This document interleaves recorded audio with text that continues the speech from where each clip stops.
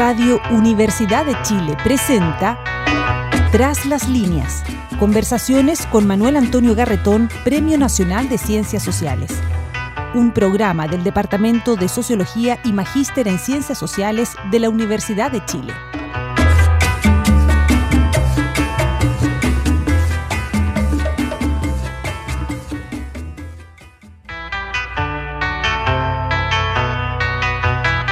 Muy buenas tardes.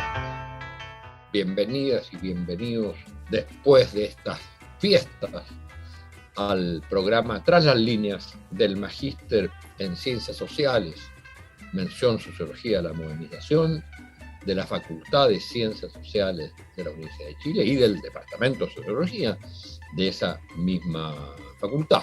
Recuerdo que hasta fines de noviembre tenemos abiertas las inscripciones para el Magíster el próximo año, que sobre todo para quienes están afuera, se hará en la modalidad no presencial o telemática o como se les quiera llamar. Así que los invito a visitar la página web de la FACSO, la Facultad de Ciencias Sociales de la Universidad de Chile, donde pueden encontrar toda la información y las indicaciones para inscribirse en el magíster. Estamos en un periodo en que uno podría decir que muchas cosas están en la cumbre de su importancia, de su influencia. Una es la ciencia y la tecnología. Y no podríamos haber avanzado en lo que se ha avanzado hasta ahora en materia de la pandemia del COVID-19, si no fuera por lo que ha hecho la ciencia y la gente que trabaja en la ciencia y la gente que aplica esa ciencia. Tanto que hay muchos que han señalado en este campo, en este tema, que el gran despliegue, el gran éxito ha sido de la actividad científica y el gran fracaso ha sido de la política. Pero no nos vamos a meter en esa discusión. Decíamos que una de las cuestiones hoy día centrales, fundamentales, en las cuales estamos reflexionando respecto del futuro es la ciencia. Por otro lado, en el plano de las relaciones sociales, de nuestras vidas como sociedades, uno de los grandes temas es el tema de los derechos. La percepción no solo que hay nuevos derechos, sino que los derechos clásicos también están amenazados. Y entonces no es casualidad que en las constituciones y en los procesos constituyentes, como estamos viendo, el tema de los derechos es tema fundamental. Se dice que esta tiene que ser la constitución de los derechos humanos y sociales. No solo el establecimiento de ellos, la formulación, algunos de los cuales son lo que llaman derechos de nueva generación, sino también su protección, la organización del Estado y de la sociedad para proteger esos derechos. Y no deja de ser interesante, sobre lo que vamos a hablar hoy día, que de repente aparecieran ciertas tensiones entre esta primera dimensión o actividad de tanta importancia, de tanto avance y de tanto mérito en el día de hoy, como es la ciencia y la tecnología, y por otro lado, la existencia de ciertos derechos nuevos que aparecen y que se ven amenazados por los avances científicos tecnológicos, o al menos están en tensión. Bueno, para hablar de eso vamos a tener una invitada muy especial a la cual me voy a referir. Vamos a referirnos al tema de la tensión entre una particular tipo de derechos que son nuevos y que Chile acaba en estos meses de aprobar una reforma a la Constitución actual en el tema del derecho a la vida para asegurar que ciertos derechos que se llaman hoy día los neuroderechos, estos nuevos, sean protegidos respecto de lo que pueda hacer la ciencia y la tecnología con ellos. es porque se ha desarrollado la ciencia y la tecnología que tenemos la percepción de la necesidad de proteger estos derechos. Y precisamente ese avance pone en tensión estos nuevos derechos que emergen por el desarrollo científico y tecnológico, por la percepción que tiene la humanidad de la importancia de ello y de la amenaza que pueden tener de la ciencia y la tecnología. Estamos en presencia de esa tensión y, como digo, en el caso chileno es de los pocos casos en el mundo que consagra en la Constitución estos derechos y que ha hecho entonces que muchos países miren a Chile respecto a esta materia. Como ustedes saben, hace poco vino a Chile uno de los grandes documentalistas y cineastas mundiales, Werner Herzog, y precisamente para documentalizar el proceso por el cual se había aprobado en Chile esta reforma constitucional de protección de los derechos humanos llamados neuroderechos. Bueno, para hablar de esto y de la importancia que tiene el desarrollo de la ciencia en el marco de la Constitución, de lo que puede consagrarse a la Constitución en esta materia de desarrollo científico y tecnológico y de protección de derechos respecto a ese mismo desarrollo, hemos invitado a un premio nacional de ciencias, la profesora Cecilia Hidalgo, de larga trayectoria, el premio nacional de ciencias del 2006, y premio Amanda Labarca del 2004, es un premio que da la Universidad de Chile. Es la primera mujer en obtener un premio nacional en ciencia y es la actual presidenta de la Academia Chilena de Ciencias, doctora en ciencia, su especialidad es la biología celular, molecular, y actualmente está dedicada a los temas de neurociencia. Muy bienvenida, Cecilia, muchas gracias por estar con nosotros. Y quisiera partir preguntándote tu impresión general, en la medida que estás metida en esto, de cuánto de esto realmente va a significar un avance, o es simplemente una expresión discursiva que no deja de ser importante, pero ¿qué es lo que pueden esperar los habitantes y las habitantes de este país de una reforma constitucional o de la incorporación en la Constitución de los neuroderechos? ¿Y qué es lo que son los neuroderechos para partir por ahí? Sí. No, muchas gracias, Manuel Antonio, por esta invitación a conversar hoy en la tarde. Y es bien complejo lo que me preguntas, porque si bien la Comisión de Desafíos del Futuro del Senado inició esta iniciativa para impulsar un proyecto de ley que considere la protección de los individuos respecto a lo que se llama neuroderechos y también una modificación a la Constitución, si no me equivoco, el artículo 19, número 1, en que se considera muy importante proteger a los seres humanos de las implementaciones tecnológicas que redunden en un daño a la capacidad, que los transformen en robots, en palabras simples inventadas por mí, que les impida tener su propio juicio, sino que por medio de tecnologías invasivas sean forzados a hacer cosas que no son de su propia decisión, sino que son impuestas por una voluntad externa. Y esa es la idea, proteger a los seres humanos de ese tipo de intervención. Ahora, es bien interesante esto, y por eso te digo que la pregunta tuya requiere una respuesta compleja, porque no todo el mundo está de acuerdo de que se debiera legislar en esto. Hay gente que dice que ya estamos protegidos, ¿no?, en forma más amplia. Hay otras personas que dicen que el hecho de proteger el cerebro es reduccionista, porque es todo el individuo el que está interconectado. El cerebro no es solo la parte que puede ser protegida por esto, sino que quien debe ser protegido es el individuo completo. Por eso te digo que es muy interesante. Yo he asistido a todos los debates del proyecto de ley y antes la reforma a la Constitución, en que cada frase, cada palabra es discutida, pero en mucha profundidad. Es un trabajo que se está haciendo en forma muy seria en el Congreso.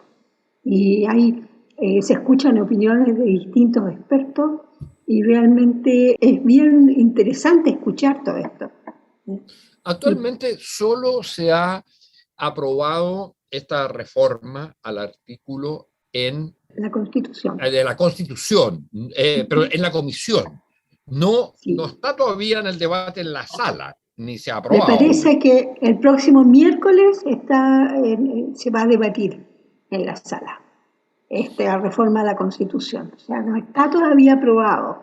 Y el proyecto de ley menos aún, porque todavía se está debatiendo artículo por artículo con mucha profundidad. Tú señalabas una cosa interesante que me pasó a mí cuando me empecé a meter ahora para tener esta conversación. Mi misma reacción, la primera reacción es, bueno, pero esta protección del cerebro debe ser de las pocas constituciones del mundo que usa en que está la palabra cerebro metida ahí como algo tan específico. Entonces uno dice, bueno, ¿y por qué el cerebro? ¿Y por qué no en la época de los trasplante, que era claramente un avance científico-tecnológico? ¿Por qué no haber hablado al comienzo, por ejemplo, del trasplante del corazón, de la protección del corazón?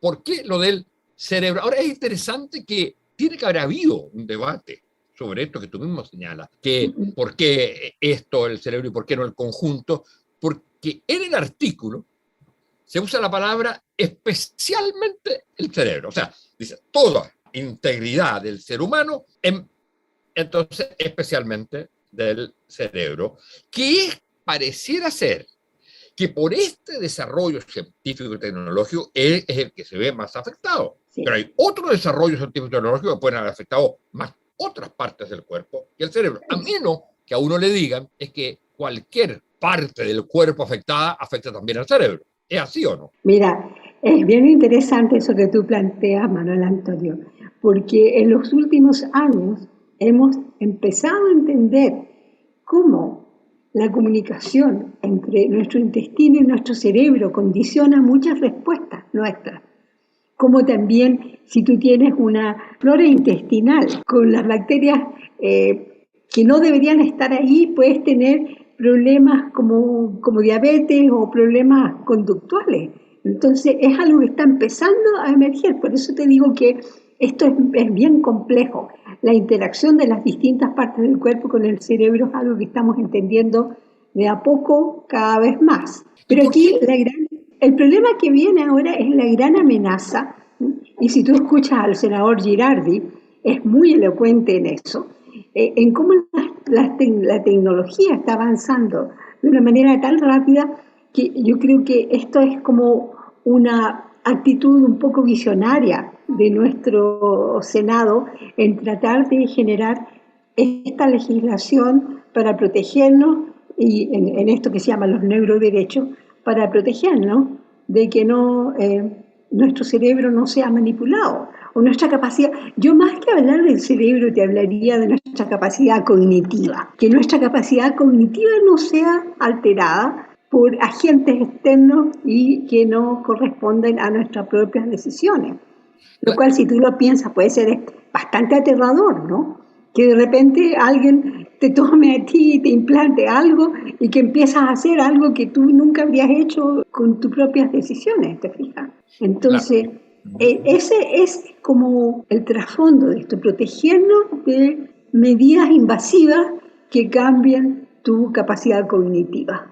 Tú acabas de mencionar, y yo lo iba a hacer al comienzo y lo dejé pasar, al senador Girardi. Yo creo que hay que rendir un homenaje a lo que él ha hecho en este país en materia, desde la creación del Congreso Futuro, la Fundación Futuro. Hay que nombrar también que ha sido un importante apoyo el senador Chaguán, que es una línea política enteramente distinta, y la manera como y eso es interesante, como desde la política, y desde la política, no desde un ministerio de ciencia, sino desde el Senado, desde el debate político. Se puso el tema en debate en la sociedad.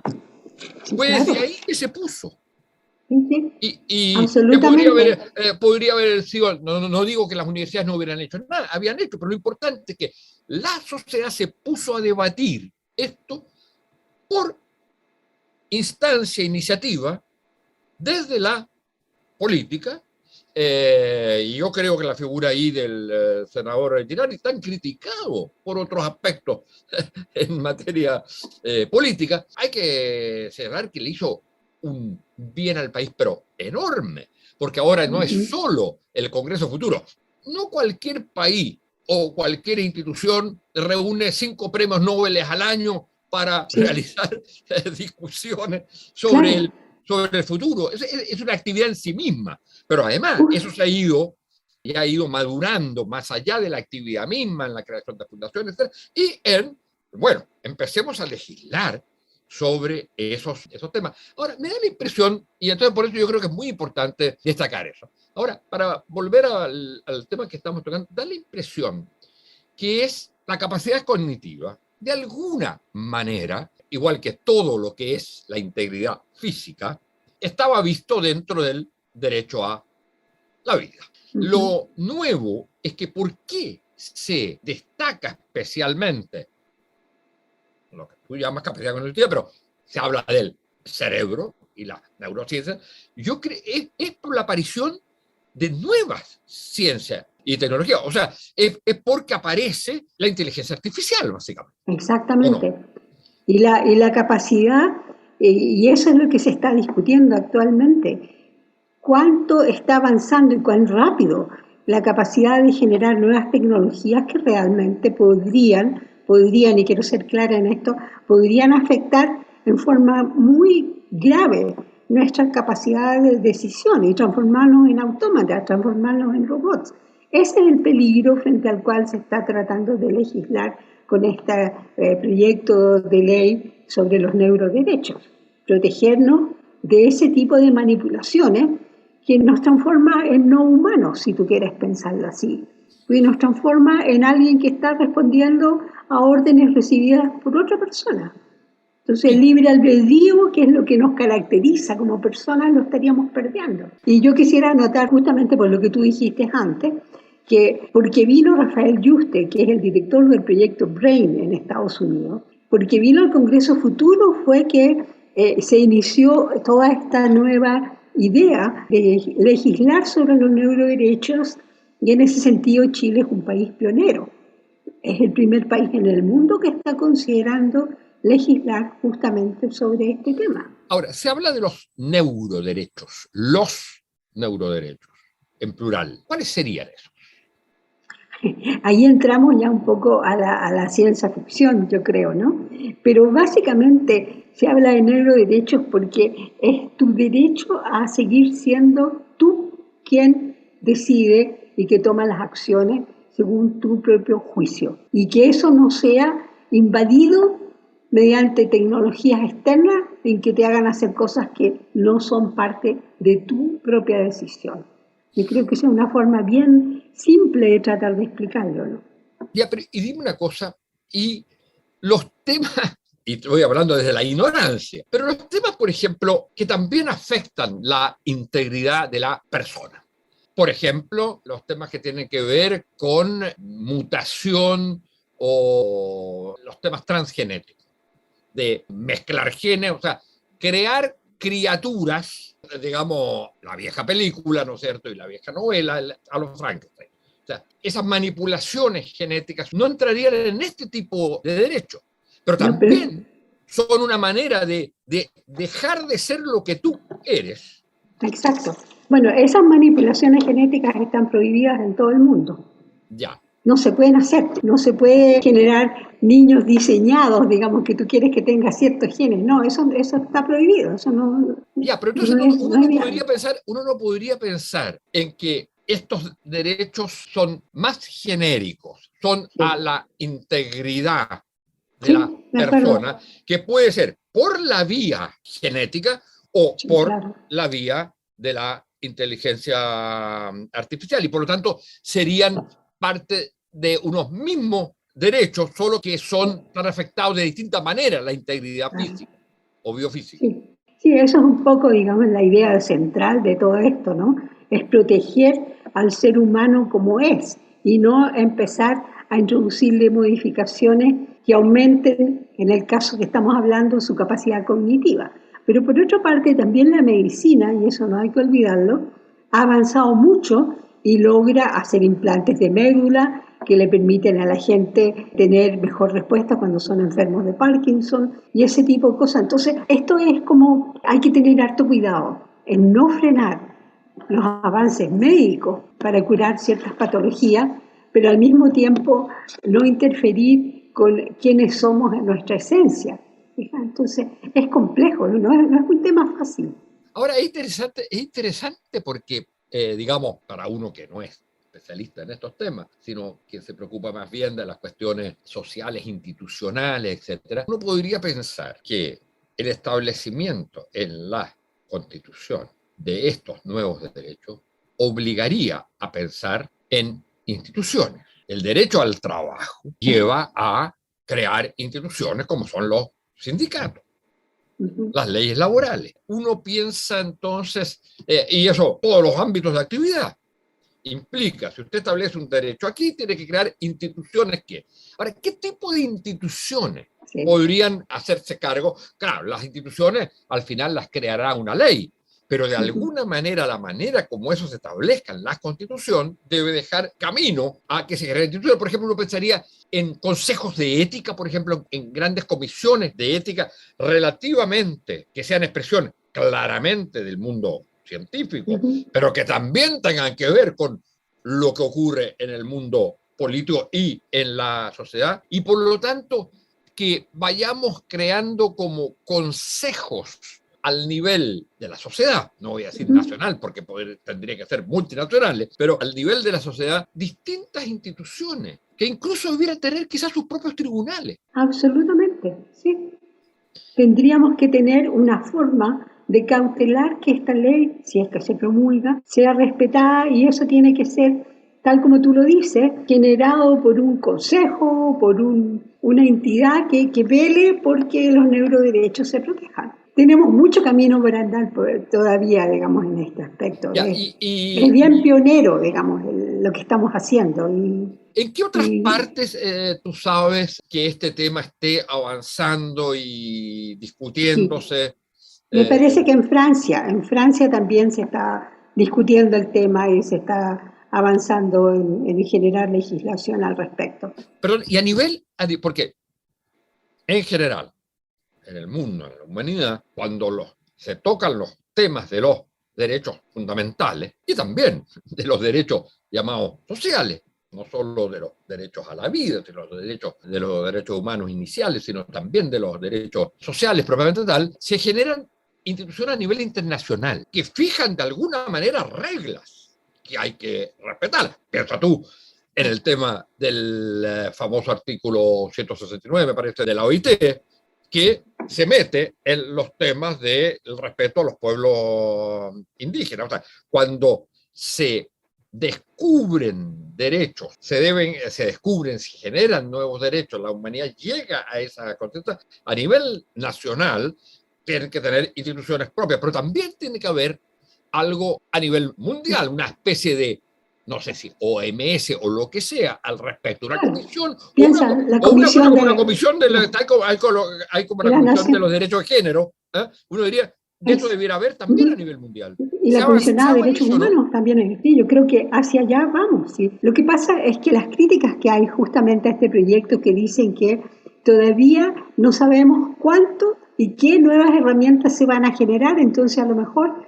ya vamos a quedar un poco pasados de moda cuando esto se genere, porque no está avanzando tan rápido la generación de neurotecnología que no podemos prevenir desde ya frente a qué nos tenemos que defender. Por eso que tiene que ser amplio esto.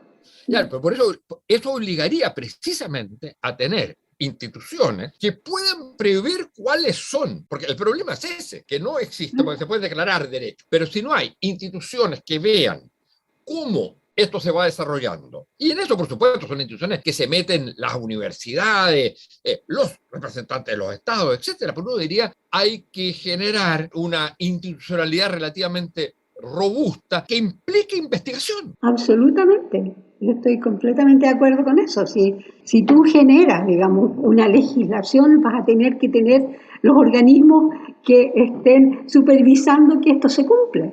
¿Y qué propondrías tú para Chile? ¿Qué propondría yo para Chile? Bueno, me imagino que una comisión, como la Comisión de Derechos Humanos, que supervise este tema. Ahora, el aparataje que requeriría, el aparataje de científico-tecnológico que requeriría esto, es mucho mayor desde cierto punto de vista que otros temas de derecho. Mira, yo creo que en Chile probablemente no va a ser el país en que primero empiezan a aparecer todas estas manipulaciones, que son las que estamos tratando de evitar, ¿no? Entonces, probablemente aquí no va a ser a corto plazo un problema tan serio como puede serlo en otros países que tienen mucho más recursos y compañías que sí están desarrollando inteligencia artificial a pasos agigantados. Entonces, yo creo que nosotros en ese sentido estamos siendo como un ejemplo pionero que está siendo mirado, tú mismo lo dijiste, como vino Werner Herzog a una de las sesiones, digamos, a ver qué está pasando aquí con esta legislación. Porque yo creo que se va a adoptar en distintos países del mundo donde probablemente la incidencia de este tipo de aberraciones, de interferir con tu capacidad cognitiva, sea una amenaza más real que la que podemos tener a corto plazo en Chile. Pero yo puedo estar equivocada en esto, porque tampoco nadie tiene, digamos, una esfera de cristal para ver el futuro, digamos, no sabe dónde puede aparecer este tipo de cosas. Pero ustedes están preocupados en este momento, por ejemplo, de ver cómo va a quedar esto en la nueva Constitución, porque la creación, por ejemplo, yo creo que es de las cosas importantes que han ocurrido, la creación de la Comisión de Ciencias, Cultura, Artes, etcétera. En eso, ustedes como Academia de Ciencias, por ejemplo, ¿van a participar?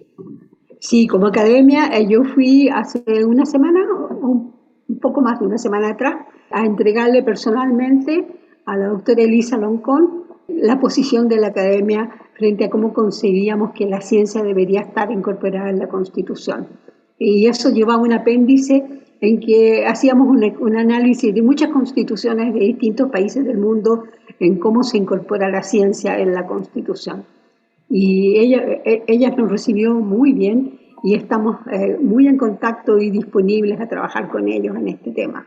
Entonces, los dos temas más importantes para nosotros, el derecho a la educación y el derecho a la ciencia en ese documento. La idea es interesante, o sea, el término, o sea, derecho a la ciencia. Derecho a la ciencia, tal cual.